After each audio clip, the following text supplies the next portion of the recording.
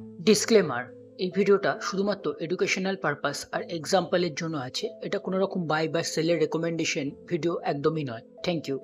নমস্কার বন্ধুরা, এই ভিডিওতে আমি আপনাদের সাথে শেয়ার করব ওয়ার্ল্ডের one of the famous investor mister Warren বাফেটের মেন্টর গুরু বেঞ্জামিন গ্রাহামের লেখা ইন্টেলিজেন্ট ইনভেস্টর বুকসে 7টা important point with real life example এবং খুব সহজ ভাষায়, যা ইজিলি যে কেউ এটাকে ফলো করতে পারে এবং একজন ইন্টেলিজেন্ট ইনভেস্টরের মতো ডিসিশন নিতে আপনাকে হেল্প করবে ফর ইনভেস্টিং। এই বইটাকে ইনভেস্টিং এর বাইবেলও বলা হয়ে থাকে। তাই ওয়ারেন বাফেটের এই সিক্রেট ইনভেস্টিংকে শিখতে ভিডিওটাকে লাস্ট অবধি অবশ্যই দেখুন।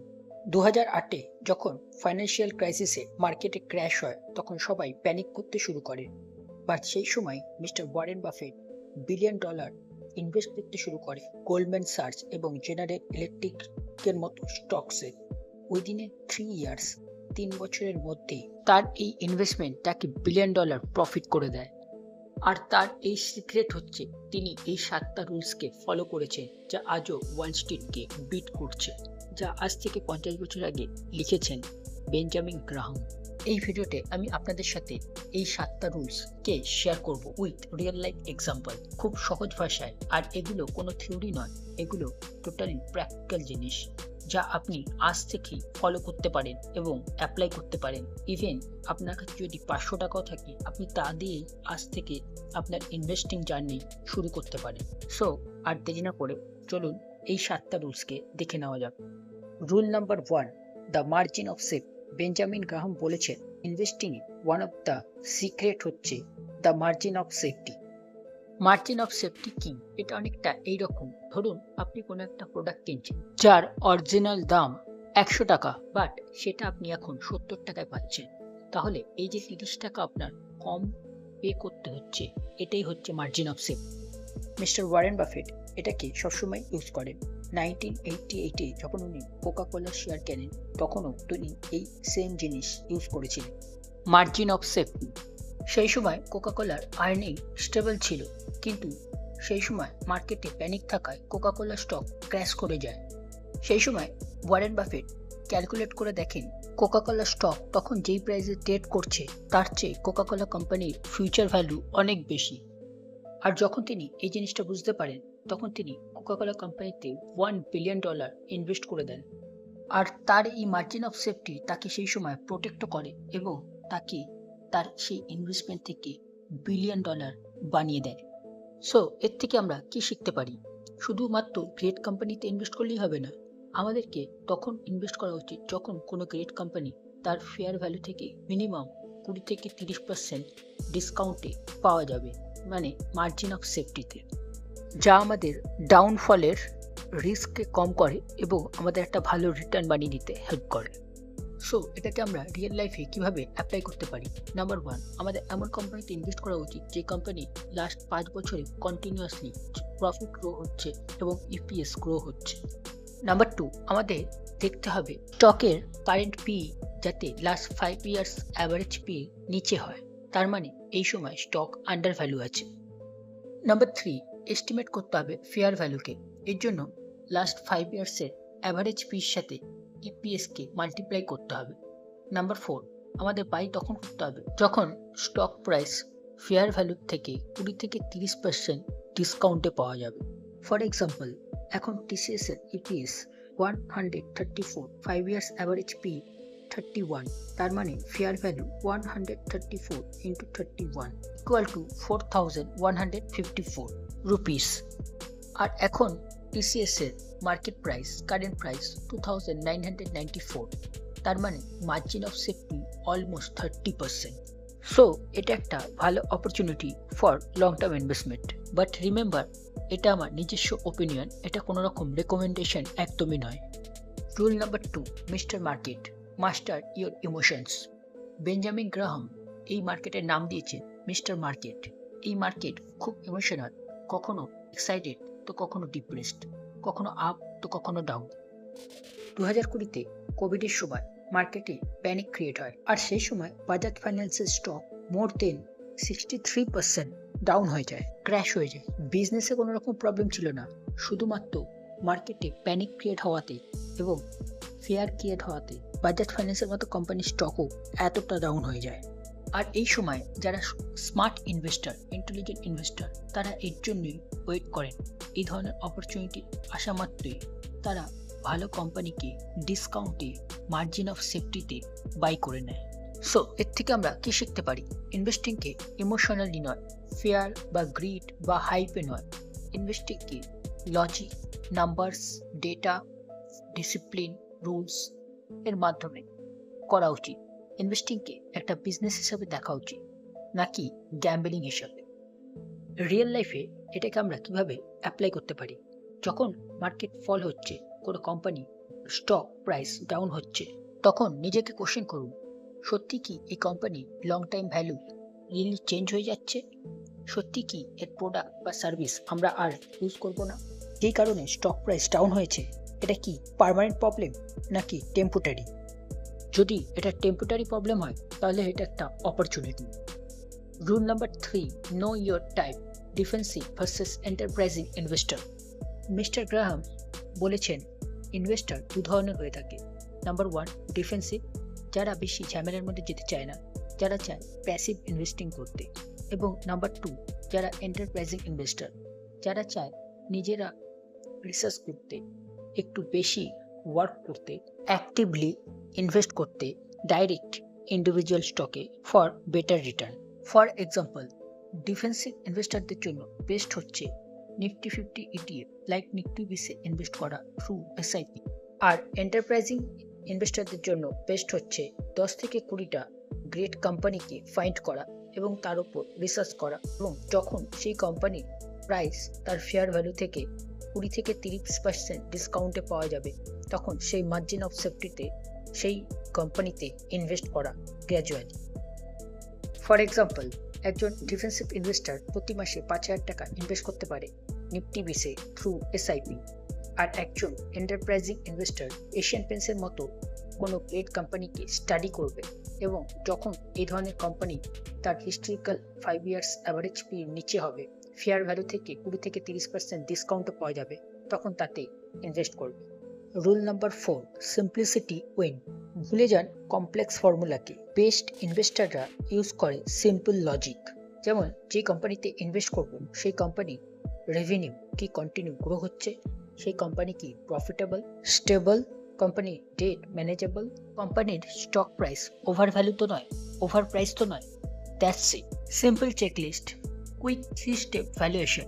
Number 1, revenue, profit, PS continue 5 years grow হতে হবে।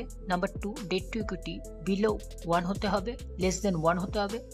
And number 3, current P 5 years average P থেকে কম হতে হবে। এখন আমরা একটা রিয়েল লাইফ এক্সাম্পল দেখে নেব। এশিয়ান পেন্টস, যার রেভিনিউ, প্রফিট এবং EPS কন্টিনিউ গ্রো হচ্ছে, ডেট লো আছে, ডেট টু ইকুইটি রেশিও 0.12 আছে, 5 ইয়ার্স অ্যাভারেজ পি 71, এখন কারেন্ট পি আছে 65। সো এটা একটা গ্রেট অপরচুনিটি হতে পারে। বাট রিমেম্বার, এটা আমার নিজস্ব ওপিনিয়ন, এটা কোনো রকম বাই বা সেলের রেকমেন্ডেশন একদমই নয়। Rule number 5, diversify, protect from yourself. Graham বলেছেন দ্য বিগেস্ট রিস্ক, মার্কেটে সব থেকে বড় রিস্ক মার্কেট নয়, আপনি নিজে। গ্রাহাম বলেছেন যে আপনার ইনভেস্টমেন্টকে সবসময় ডাইভার্সিফাই করে করা উচিত। যদি 2-4টে ইনভেস্টমেন্ট আপনার ভুলও হয়ে যায়, তাহলেও সেটা আপনার টোটাল পোর্টফোলিওতে খুব একটা বড় এফেক্ট ফেলবে না। মনে রাখবেন, কখনোই আমাদের একটা স্টকে 5%-এর বেশি ইনভেস্ট করা উচিত নয়, specially if you are beginner. For example, যদি আপনার কাছে 10 লাখ টাকা থাকে, তাহলে আপনি একটা স্টকে 50,000 টাকার বেশি কখনোই ইনভেস্ট করবেন না। এতে আপনার রিস্কটা অনেকটাই ডাইভার্সিফাই হয়ে যায় এবং অনেকটাই রিস্কটা আপনার কমে যায়। একজন বিগিনারের জন্য best investing strategy index fund like Nifty বিসের সাথে আপনি এরকম আরও 10টা গ্রেট কোম্পানি বা কোয়ালিটি বিজনেসে ইনভেস্ট করুন। এইভাবে ডাইভার্সিফাই করে ইনভেস্ট করলে আপনার রিস্কটা অনেক কমে যাবে এবং রিওয়ার্ড অনেক বেশি হবে। সো এর থেকে আমরা কি শিখতে পারি? আমাদের সবসময় ডাইভার্সিফাই করে ইনভেস্ট করা উচিত। এতে যদি কিছু কোম্পানি খারাপ পারফরমেন্সও করে, তাহলেও ওভারঅল পোর্টফোলিওতে আমাদের খুব একটা বেশি এফেক্ট পড়বে না।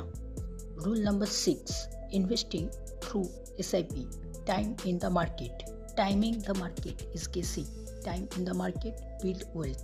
মার্কেটকে টাইমিং করবেন না, মার্কেটে টাইম দিন। ডিসিপ্লিনের সাথে মার্কেটে ইনভেস্ট করে যান লং টাইমের জন্য। এটাই মার্কেট থেকে বা ইনভেস্টিং থেকে লং টাইমে ভালো রিটার্ন বানানোর বেস্ট নিয়ম। ফর এক্সাম্পল, যদি আপনি প্রতি মাসে 5,000 টাকা ইনভেস্ট করেন নিফটি 50 লাইক নিফটি 20-এ, তো লং টাইমে আপনার যে অ্যাভারেজ বাইং প্রাইস এটা অনেকটাই কম হয়ে যায়। আপনি যদি পাস্ট হিস্ট্রি দেখেন, পাস্ট ডেটা দেখেন লাস্ট 10, 20, 30 বছরে, তাহলে আপনি দেখবেন নিফটি 20 লং টাইমে 12 থেকে 15% সিএজিআর রিটার্ন দিয়েছে। এবং এর মাঝে কিন্তু রিসেশন, ক্র্যাশ, ফাইন্যান্সিয়াল ক্রাইসিস, কোভিডের মতো প্রবলেমও এসছে, বাট তারপরও লং টাইমে এইরকম রিটার্ন পাওয়া গেছে। সো এর থেকে কি শেখার আছে? তাড়াতাড়ি ইনভেস্টমেন্ট শুরু করুন। আপনি অল্প পয়সা দিয়েও ইনভেস্টমেন্ট শুরু করতে পারেন, কিন্তু ইনভেস্টমেন্টকে তাড়াতাড়ি শুরু করতে হবে এবং কন্টিনিউয়াসলি ইনভেস্ট করে যেতে হবে। মার্কেট ওপরে যাক বা নিচে, লং টাইমের জন্য আপনি মার্কেটকে প্রেডিক্ট করবেন না, মার্কেটে টিকে থাকুন, ডিসিপ্লিনের সাথে ইনভেস্ট করে যান। এটাই মার্কেট থেকে ভালো পয়সা বা ভালো রিটার্ন বানানোর, ইনভেস্টিং থেকে ভালো রিটার্ন বানানোর best strategy. Rule number 7, emotional discipline. মনে রাখবেন, মার্কেট রিওয়ার্ড দেয় যারা মার্কেটে ইনভেস্ট করে ডিসিপ্লিনের সাথে, নাকি যাদের বেশি আইকিউ আছে। গ্রাহাম বলেছেন, ইনভেস্টরদের মেন প্রবলেম তারা নিজেরা, মার্কেট নয়। তাই যখন সবাই প্যানিক করবে, তখন আপনি না ঘাবড়িয়ে এই চেকলিস্টটাকে ফলো করুন। যে কোনো কোম্পানিতে ইনভেস্ট করার আগে এই 6টা পয়েন্টকে মিলিয়ে নিন। নাম্বার 1, কোম্পানির রেভিনিউ, প্রফিট, ইপিএস কন্টিনিউ 5 বছর ধরে গ্রো হতে হবে। নাম্বার 2, কোম্পানির current P last 5 years historical average P থেকে কম হতে হবে। Number 3, debt to equity ratio 1-এর নিচে হতে হবে। নাম্বার 4, মার্জিন অফ সেফটি, কোম্পানির ফেয়ার ভ্যালু থেকে যখন 20 থেকে 30% ডিসকাউন্টে স্টক পাওয়া যাবে, তখন ইনভেস্ট করা উচিত। নাম্বার 5, এই সমস্ত কিছু ফলো করার পরও আপনাকে মনে রাখতে হবে, আপনাকে ডাইভার্সিফাই করে ইনভেস্ট করতে হবে। কখনোই একটা কোম্পানিতে আপনার পুরো পয়সা ইনভেস্ট করবেন না। একটা কোম্পানিতে 5%-এর বেশি কখনোই আমাদের ইনভেস্ট করা উচিত না, specially if you are beginner. আর নাম্বার 6, মার্কেট আপ হোক অর ডাউন, আপনাকে আপনার ইনভেস্টমেন্টকে লং টার্মের জন্য কন্টিনিউ করতে হবে। চলুন এবার এগুলোকে ফলো করে আমরা একটা রিয়েল লাইফ এক্সাম্পল দেখে নিই। যদি আপনি ভালো করে দেখেন, তো আপনি দেখতে পারবেন রিলায়েন্স ইন্ডাস্ট্রি প্লাস 10 বছর ধরে কন্টিনিউ রেভিনিউ, নেট প্রফিটস এবং ইপিএস গ্রো করেছে। এখন রিলায়েন্স ইন্ডাস্ট্রি কারেন্ট পি 26.1 আর 5 years average P 26.2, debt manageable, debt to equity ratio 0.43, dividend stable. So এটা একটা ভালো সময় যেখানে কন্টিনিউয়াসলি বাই করা যেতে পারে থ্রু এসআইপি, যতক্ষণ স্টকের পি 5 ইয়ার্স অ্যাভারেজ পির নিচে আছে। নাও এখন আপনি ফলো করুন 3 স্টেপ অ্যাকশন প্ল্যানকে। নাম্বার 1, 3টে এমন কোম্পানিকে সিলেক্ট করুন যার বিজনেসকে আপনি বুঝতে পারছেন ইজিলি, যার প্রোডাক্ট বা সার্ভিসকে আপনি ডেলি ইউজ করছেন। নাম্বার 2, কিছুক্ষণ আগে যে চেকলিস্টটাকে আমরা দেখলাম, সেই 6 পয়েন্ট চেকলিস্টটাকে ইউজ করুন। নাম্বার 3, যদি চেকলিস্ট অনুযায়ী সমস্ত কিছু ঠিক থাকে, তাহলে ফেয়ার ভ্যালু 20% নিচে প্রাইস অ্যালার্ট সেট করে দিন। আর এই সিস্টেমটাকে ফলো করুন নেক্সট 6 মান্থ। দেখবেন আপনি ধীরে ধীরে একজন ইন্টেলিজেন্ট ইনভেস্টরের মতো ডিসিশন নিতে পারছেন এবং আপনি একজন ইন্টেলিজেন্ট ইনভেস্টরের মতো ইনভেস্ট করতে পারছেন। যদি এই ভিডিওটা আপনার হেল্পফুল বলে মনে হয়, তাহলে ভিডিওটাকে লাইক করুন এবং চ্যানেলটাকে সাবস্ক্রাইব করুন, বেল আইকনটাকে প্রেস করে দিন। Thank you. এই চ্যানেলে এই ধরনের আরও ভিডিও আসতে চলেছে, খুব সহজ ভাষায় এবং রিয়েল লাইফ এক্সাম্পলের সাথে, যা একজন নর্মাল পার্সনকেও একজন ইন্টেলিজেন্ট ইনভেস্টর বানাতে হেল্প করবে। মনে রাখবেন, ইনভেস্টিং কোনো রকম প্রেডিকশন নয়, এটা knowledge, logic, patience, discipline, rules, system এর উপর বেস করে হয়। আর আপনাকে বুঝতে হবে পাওয়ার অফ কম্পাউন্ডিংকে।